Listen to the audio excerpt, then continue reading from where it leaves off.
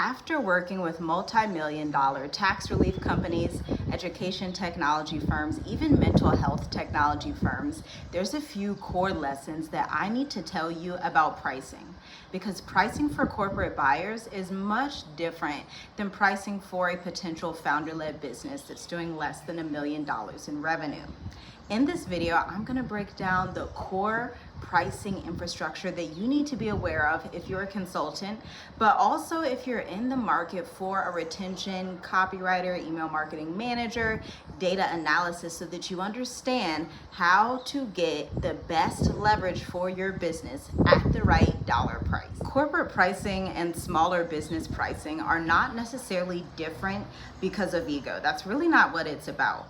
I'm gonna break it down for you right now. They're different because risk, email infrastructure, marketing infrastructure, valuable assets that they may have or not have, compliance, and revenue leverage. Here's an example. I worked with a DNA company that has been open for 20 years. They use pretty high-tech tools, although they're not technically a corporation, but they've been around for 20 years. And so they use some of those same tools that a corporation that's bigger in business would use. Something like Confluence or some of these, they're even more advanced than like an Asana. It's really stuff that you see in a corporation for storing all of your content, storing all of your copy, your social media posts, which is super, super important, by the way, because you don't want to have to start from ground zero every time when you're hiring a new marketing contractor or marketing director in your business. So that's why they use things like that. But a lot of small firms don't have that infrastructure yet. And so when I work with a small firm, we're usually putting their branding guide together, putting their corporate branding guide together, although they're not a corporation yet, because small firms need what big firms do not have yet. This is something big firms do really well. They'll have the creative brief, the corporate branding guide, all of their data analysis for the past couple of years, and they will just hand it off to you if you are their retention marketing manager, if you're coming in as their strategic marketing consultant, data analysis consultant, they will hand that to you. But small companies have not even mastered this. They probably haven't even seen this before, because truly, unless you've worked in corporate or you consult with corporate companies, you wouldn't even know these things exist, which is exactly why I love bringing this type of systems thinking to smaller businesses. Even though they don't have venture capital funding, they may feel disadvantaged because they're Black women or women entrepreneurs, but none of that matters, because when you work with a consultant who has that expertise, not in the form of a W-2, but in the form of a B2B, business to business, 1099, or business to LLC contract relationship, then you get to have all of this experience between different corporations instead of just one. And now if you can find a consultant that has that type of experience, I'm gonna just tell you, hold them and don't let them go, because it's so rare in this day and age. And a lot of these people who have this caliber experience, they may be contracting through something like Marketer Hire or a TopTal if they're more into information technology. And these companies, once you are in these agencies and they are connecting you to the Netflixes, to the Disneys, to the Hulus, to the Walmarts, to the Fresh. I think that company that delivers food is like Fresh Food, something like that, but it's a big corporation that has venture capital funding. Once they get connected to companies like that, their roster becomes so busy, which is exactly why I only take a limited number of clients per year. It's like my roster is consistently always filled up. And that can be really hard to understand, because you as a small business, you may feel like you haven't reached that level yet. Maybe you've never contracted with corporations. Maybe you don't even know what corporate marketing looks like, but that is exactly why my podcast exists, the Introvert Marketer Podcast. So here's what you risk if you are mispricing services, whether you're an accountant, you're a lawyer, you're a consulting marketer like me, data analysis, whatever it is. You could be mispricing revenue exposure. And so if it's a big business, you're going to sound too cheap. But if it's a small business, you may sound just right. So you have to read the room and be aware of who you're selling to, aware of what their revenue is, aware of what their current KPIs and goals are, because it truly is a spectrum. I mean, I have managed email lists that only have a couple thousand people, a couple hundred people, and book them clients to 18,000 to 45,000. That's like medium range. upwards towards 3 million subscribers. Super segmentation. You can just imagine how large the retention marketing team has to be for a corporation like that. And typically it's going to be filled with product managers, product copywriters, people who are in data analysis, and then a consultant to make sure they're tying up all the ends. And that's what I'll come in and do. And then you also have the internal stakeholder complexity. So this is where a small business, remember this spectrum, will typically have the CEO, who is the founder of that small business, and then like a virtual assistant, okay? Or maybe they have like a sales team, maybe they have a couple people who can execute on contracts or on services that they need done. But that's pretty much the extent of those smaller companies. A medium-sized company could have about a couple hundred employees across different atmospheres in the company. It could be HR, it could be marketing, it could be accounting, but their marketing team is typically going to look like a project manager, a product manager, a creative copywriter of some sort, and a data analyst, okay?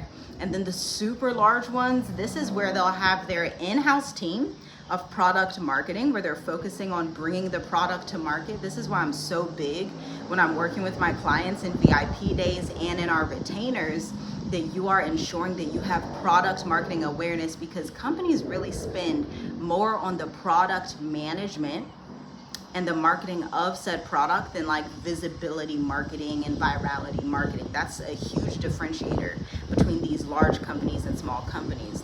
But then they have this in-house team.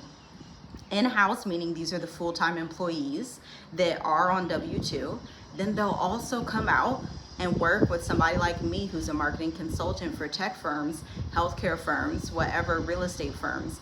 And they'll come and have me come in and consult with the team to make sure that they are dotting their I's and crossing their T's, A/B testing calls to actions, reviewing sales pages, looking at data analysis to see positioning for the next month.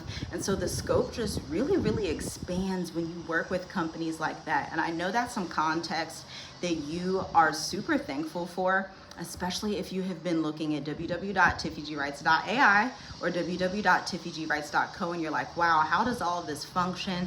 How does all of this work? How can my small or medium-sized business fit into this if I did want to recruit her for email marketing services? Now, retention marketing and email marketing directly correlate to return on investment and revenue systems, okay? And if you are unaware, this breakdown is going to be so simple to understand. Number one, you have email automations. If you've seen my previous videos, you know we have talked about this before, the 4 core automations. I'll try to leave those videos down below so that you can check them out again if you are new to this video and this channel and you have not seen it before. But automations, now, let's say I install an automation for your company, and your company is in, let's say, you're in mental health care, okay? But you do group coaching, you do art therapy, you do some kind of group classes for your clients, you have a list of 5,000 people, you have 10,000 followers on Instagram, yada, yada, yada.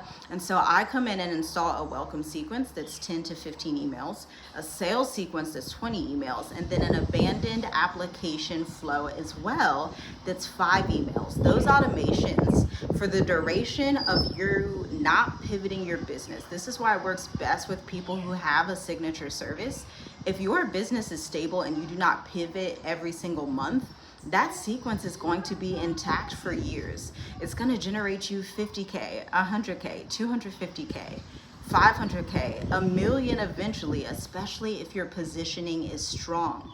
So that's why pricing has to reflect the value that's actually given in an automation or in a sequence. And then we have retainers. Retainers for an email marketing strategist look like, hey, you have all the sequences now. Now you want some nurture campaigns that we update every single month. That can be 10 emails, that can be 20 emails. I've had clients typically in finance where it's 40 emails. I find that finance is really that industry where they want a lot of copy. They understand marketing on a level that's a little bit higher than other industries, even higher than real estate for whatever reason. Finance CEOs, finance founders, banks, credit unions, they understand the assignment and they will come to me and they're like, hey, I need 40 emails because it takes our clients about 40 touch points before they even feel safe or trusting enough to work with us. Let's be real. This is what separates a freelancer from a revenue strategist, because a freelancer may work with small local mom and pop shops, but a revenue strategist, they're so experienced and so diversified that they can pull from this wealth of knowledge across real estate, finance, e-commerce, healthcare, mental health care, functional medicine providers. They can pull from all this different experience and apply it to your business. That's why a true revenue strategist is going to be a little bit more costly than if you were to go on Fiverr or if you were to go on Upwork and you're like, hey, just do my copy for me. That's not what this is. This is A/B testing, segmenting, of course, creative copywriting execution, reviewing copy, reviewing sales pages, and optimizing specifically for revenue, which is typically done through those A/B tests. Now, if you're like, girl, what the heck is an A/B test? An A/B test is a split test where you're sending an email out to two different audiences, or it could be the same audience, but you are changing a subject line, the body copy, or a call to action to see what's gonna perform best. Now, it's automated so that the one that performs best out of a 25 to 50% sampleage will actually be the winner of that test, and that will show you how to provide better open rates the next time that you are working with said client. This is why I can guarantee outcomes for clients, because we run tests, we optimize. If we weren't optimizing, if we weren't running tests, then we wouldn't be able to see where to lean in further. But that A/B testing mechanism is really that secret sauce that small businesses don't understand, or what I hear a lot from small businesses, if they're like too afraid, they're like, oh, A/B testing, that seems so complex. I don't know if we're ready for that. You are ready for that if you are ready for revenue, period. And so to complete this video, this is literally how you go from thinking like a freelancer, a side hustler, even in your own business, to thinking like a chief financial officer or a chief marketing officer in your business. It's time to elevate your mindset. It's time to do what's required in this season. And if you have questions, go ahead and join my email list, because I send daily emails on these topics all the time. Case studies, novelty marketing, all the different types of trainings that you can need in written format. I'll talk to you soon.